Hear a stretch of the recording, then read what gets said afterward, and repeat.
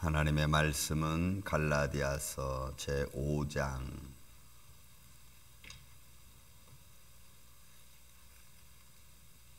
갈라디아서 제5장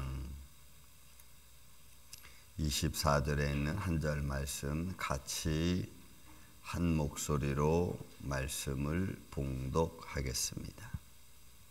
갈라디아서 5장 24절.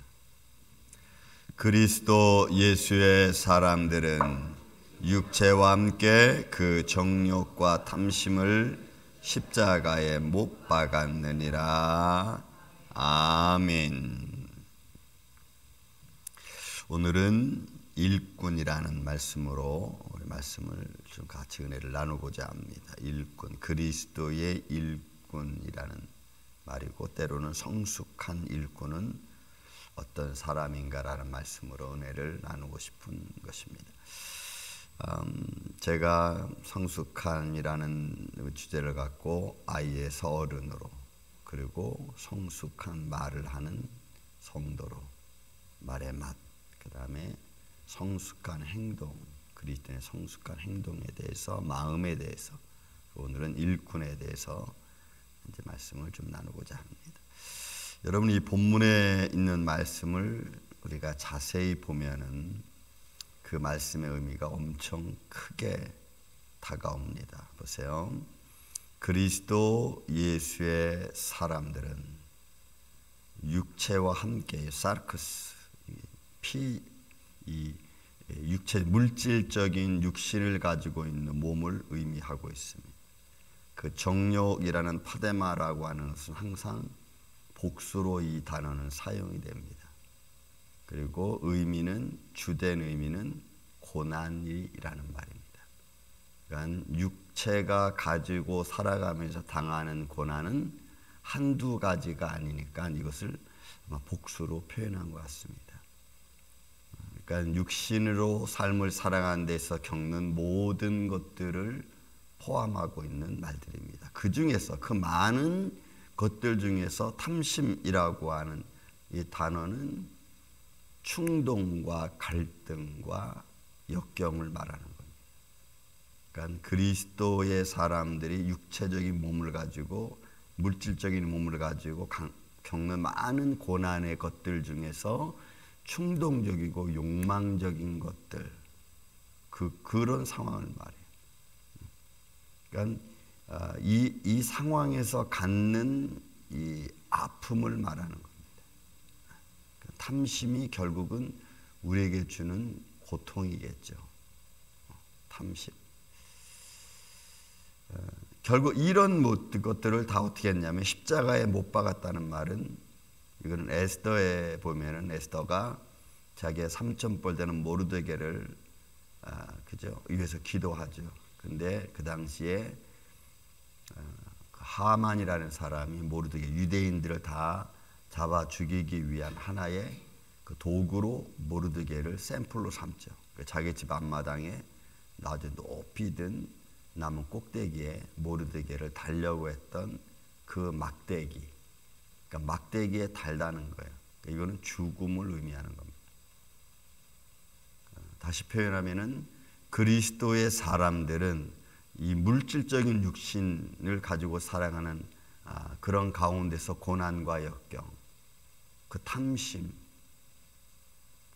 욕망적이고 또 욕정, 이런 모든 것들을 다 십자가에 달았다는 거예요. 죽었다는 거죠. 이런 의미를 갖고 우리가 하나님의 일을 한다, 그 사람들을 하나님의 일꾼으로 바라본다면은 이건 우리가 조금 심각하게 생각할 필요성이 있어요. 그러니까 그리스도의 일꾼이 아무나 그리스도의 일꾼이라고 우리가 말하기가 쉽지 않은 겁니다. 교회를 다닌다고 다 하나님의 일꾼이다라고 말하는 것도 옳지 않습니다. 누가 우리가 육신적인 삶을 살아가면서 이런 생각과 마음을 가지고 살 수 있겠습니까? 저도 이 말씀을 이렇게 보다 보면은 일꾼처럼 보이는 것 같은 그런 모습을 살고 있지 않을까. 진짜 일꾼이라고에게는 무게가 너무 크다는 거지. 그래서 그리스도의 일꾼이란 누구를 말하는 건가? 제가 이 말씀을 보면서 이거는 제가 첫 번째로 볼 수 있다면 아마 예수님과의 관계성을 좀 확립한 사람은 아마 이렇게 부를 수 있을 것 같아요. 지금 바울이 이 갈라디아서 5장 이렇게 말해놓고 6장 14절에 가면은 바울 자신이 뭐라고 표현해요? 나는 세상에 대하여 죽었고 세상도 나에 대하여 죽었다라고 말하고 이제부터는 나를 좀 힘들게 하지 마라. 내 안에 예수 그리스도의 흔적을 가졌다고 표현합니다. 그러니까 일꾼이 표현할 수 있는 예수님과의 관계성을 정립해 놓은 말을 고백하는 거죠. 이런 고백은 제가 계속해서 말씀드리지만 고백은 내가 누구를 향하여 고백했든지 그 고백은 그렇게 내가 살겠다고 하는 또 그런 관계성을 가지고 있다는 아주 중요한 요소를 가지고 있죠. 고백을 한다는 것은 너무 중요해요. 나는 어떤 고백을 하면서 그리스도인의 삶을 사는가? 여러분들이 고백하는 기도, 그 기도는 여러분들과 하나님과의 관계성을 어떻게 이루어져 가고 있습니까? 이 예수님과의 관계성에서 아주 중요한 모델 하나가 나옵니다. 그게 사도행전 이제 2장에 나오는 건데 12제자 중에 가룟 유다가 죽었습니다. 12제자의 가룟 유다 하나가 죽어서 12를 맞추길 원해요. 이상하게 3, 7, 12, 24 이런 것들은 완전수에 속하는 그런 의미를 성경적으로 가지고 있죠. 그래서 12 중에 가룟 유다가 빠진 상태에서 가룟 유다 한 사람을 선별하려고 할 때에 베드로가 제시한 내용이 있어요.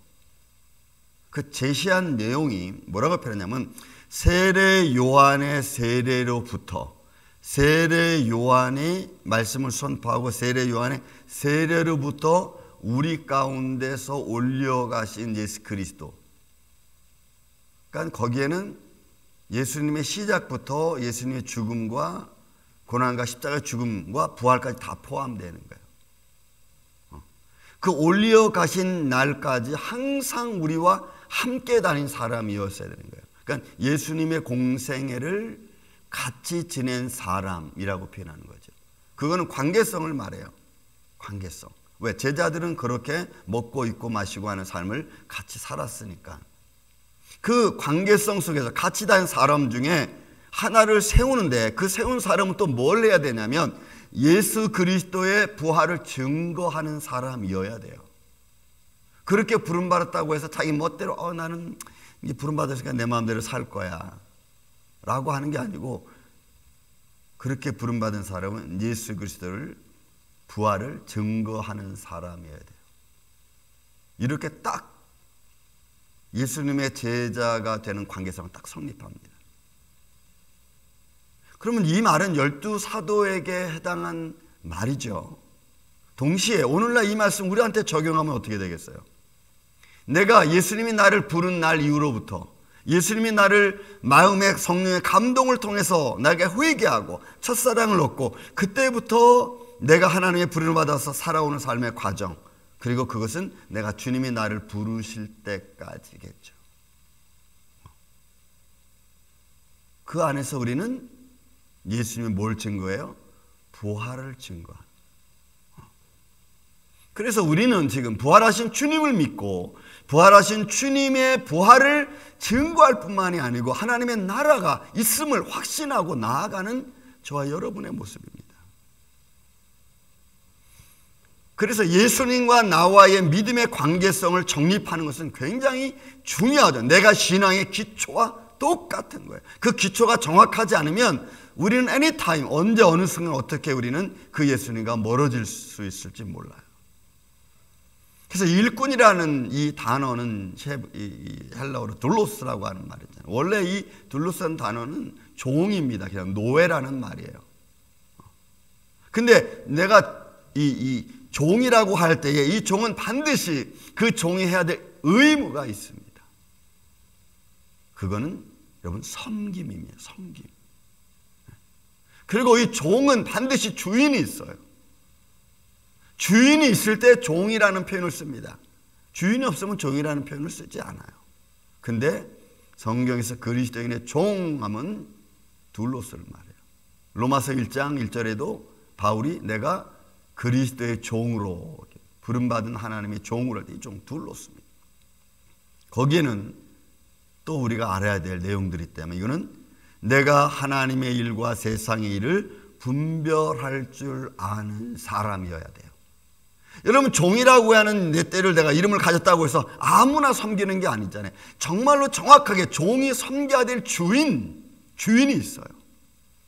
그러므로 내가 섬기는 주인은 예수 그리스도, 그분이 나한테 하시는 일은 주의 일이지요. 그래서 세상의 일과 주의 일을 잘 분별해서 감당할 수 있는 사람, 그 사람이 그리스도의 종입니다.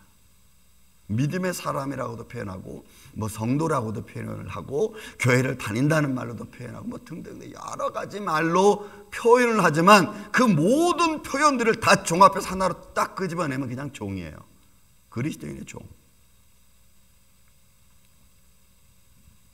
또 이 종, 일꾼은 둘로스, 일꾼은 내 삶의 고통을 통해서 그리스도의 관계성을 정확하게 고백되어진 사람이어야 됩니다. 그래서 여러분, 우리가 첫사랑이 중요하다는 말씀하잖아요. 요한계시록 2장에 에베소 교인들에게 하는 말이 뭐예요? 여러분, 에베소 교인들이 굉장한 지식인들이었습니다. 에베소 교회 성도들은. 그래서 사단, 이단, 또 잘못된 교리들을 잘 분별해서 하나님의 말씀을 세워가는 사람들이었어요. 굉장히 지혜롭고 굉장히 아주 하나님의 은혜가 풍성한 교회였습니다. 그런데 그런 일에 너무 치우치고 너무 가다 보니까 하나님과 나와의 관계인 첫사랑을 잃어버릴 정도로 그들의 수고를 주님이 칭찬하잖아요. 에베소 교인들에게. 하지만 내가 너한테 충고할 게 하나 있는데 너 첫사랑 잃어버렸다. 내가 하나님을 어떻게, 예수님을 어떻게 믿는가? 이것은 죄송하지만 우리가 죽을 때까지 내 스스로에게 내가 던져야 될 질문 중에 하나입니다. 나는 어떻게 예수를 믿고 있는가? 그리고 금방 제가 앞전에 말씀드렸듯이 예수님의 부활을 분명히 믿고 그 믿음 안에서 내가 살아가는 증인이어야 됩니다. 이게 일꾼입니다. 사랑하는 이 아침의 성도 여러분, 예수 그리스도, 하나님의 독생자 예수 그리스도, 그분이 죽음에서 부활하셨다는 것을 여러분 믿으십니까?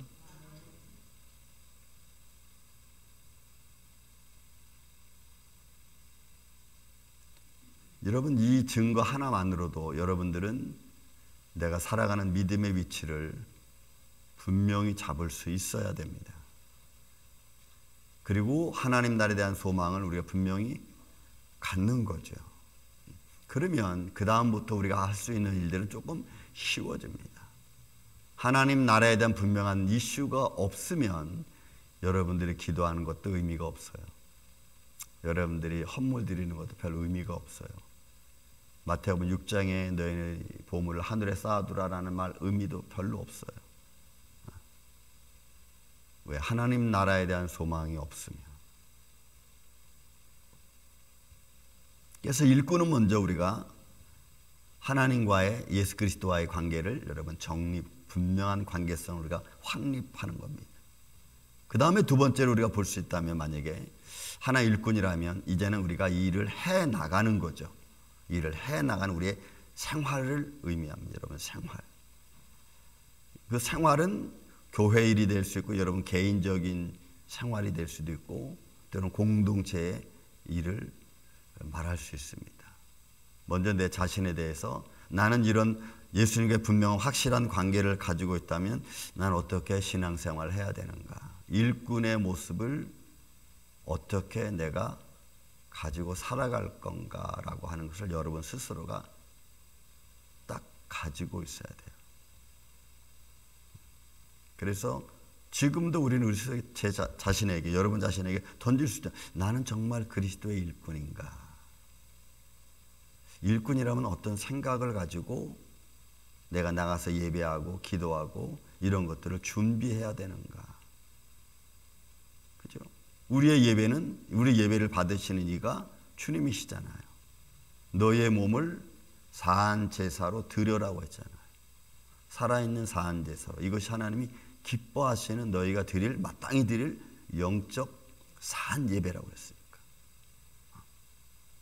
그러니까 우리는 이런 문제가 기본적으로 딱 정립이 되면 예배 드리는 자세, 마음가짐이 여러분 달라질 수밖에 없어요. 또 그게 당연한 거고. 하물며 보통 우리가 사람을 만나러 갈 때도 우리가 의장을 딱 갖추고 의복을 갖추고 딱 하잖아요. 근데 살아계신 하나님 앞에 예배 드리러 가는데 우리가 그냥 아무렇게나 가겠어요? 아무렇게 된 마음 가지고. 그럼 그럴 수 없어요. 내 자신에게도 그러하고 또 나아가서 삶을 살아가는데도 역시 마찬가지입니다. 내가 그리스도인의 사람이니까 사람들 앞에 말하는 것도 행동하는 것도 앞에 쭉 제가 지금 화요일부터 전한 말씀, 어린아이 모습도 아니고 말하는 것이 막 엉망진창도 아니고 행동하는 것도 내 마음대로 하지 않고 모든 게 다 절도 있게, 그리고 좀 생각해서, 왜요? 하나님, 내가 믿는 주님에게 흠집을 내지 않는 거죠. 그러기 위해서 우리가 조금씩 좀 절제하고 조정할 필요성이 있지 않습니까?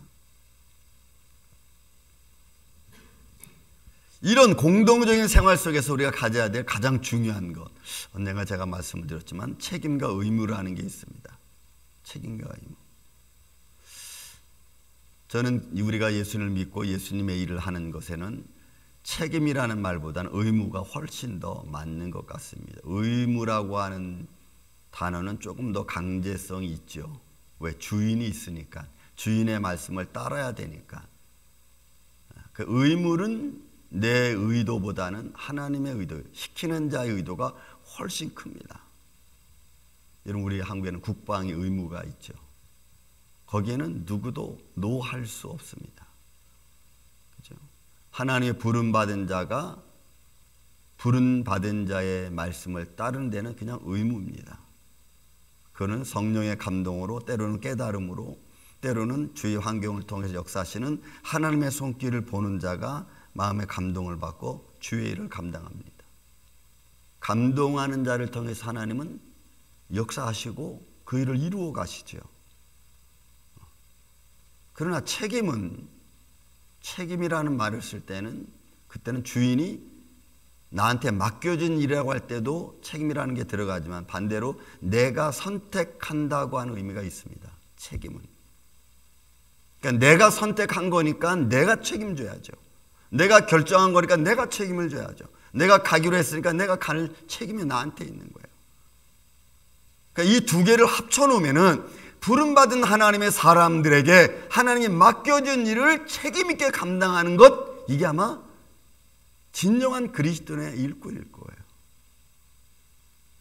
의무만 있다고 해서 책임이 없냐? 아니요, 책임도 있죠. 왜? 내가 그 일을 하는 데 있어서 정성껏 해야 되는 것을 책임적으로 돌리는 거죠. 책임적으로.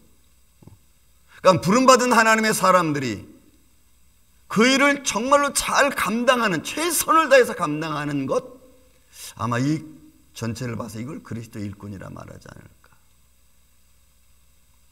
여러분들 하나님께 와서 예배드리고, 금방 우리 전사님 기도할 때 영혼 살리는 교회, 여러분 다른 사람을 전도하고 다른 사람들의 믿음을 전해주고 그들의 영혼을 살리려고 하는 게 이게 말로 되는 일입니까? 여러분들이 그 한 영혼을 위해서 수고하고 애쓰고 힘쓰고 정말 전심전력해야 될까 말까 한 이런 영혼 살리는 일이 쉽게 되겠냐고. 그런데 이런 믿음의 정확한 하나님 일꾼의 정신, 믿음을 갖지 않고 이거를 한두 번 하니까 뭐 하는 듯 하더니 안 해. 여러분, 우린 이런 말 얼마든지 할 수 있어요. 뭐 저는 안 그랬겠어요. 저는 한 사람 믿음을 세워주고 믿음의 성도로 이끌어가기 위해서 저는 뭐 안 했겠어요. 하다 보면 좋은 말도 듣고 나쁜 말도 듣고 때로는 지치기도 하고,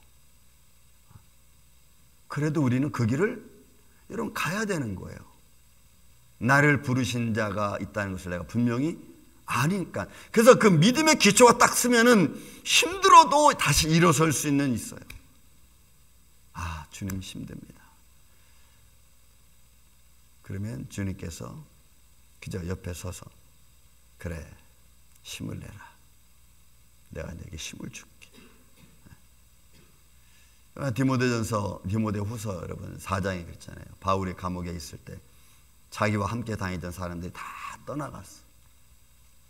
바울이 고통을 당하니까 바울의 고통을 보던 그 동역자들이 뭐 무서워서 갔던 아니면 어떤 모습인지 다 바울만 남겨두고 다 떠나갔어요. 그날 저녁에 주께서 그의 옆에 서서 자기에게 힘을 주셨다 그랬어요. 그 힘을 주신 것은 외적인 힘을 준 게 아니라 내적으로 강건하게 그 상황을 이겨나갈 수 있고 정립할 수 있는 담대함을 준 거예요.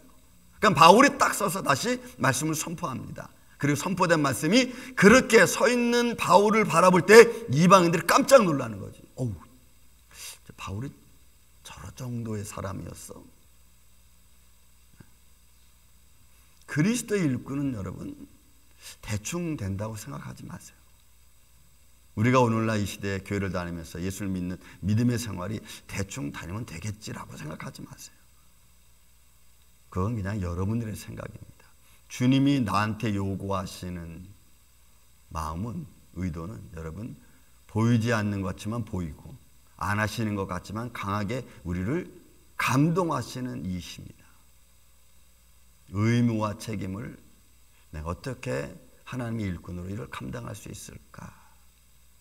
이런 믿음의 정립을 오늘 이 아침에 저와 여러분들이 가져서 2025년도에는 대충대충 믿음의 삶이라고 살아왔던 그런 삶보다는 좀 더 분명한 그리스도인의 삶의 모습으로서 우리가 주님의 앞에 영광과 찬양을 드릴 수 있는, 그래서 믿지 않는 사람에게, 때로는 좀 방황하는 사람들에게 그 방황을 그치고 믿음의 정로로 걸어갈 수 있도록 인도할 수 있는 이 아침에 저와 여러분 되시기를 주의 이름으로 축원을 드립니다. 우리 찬양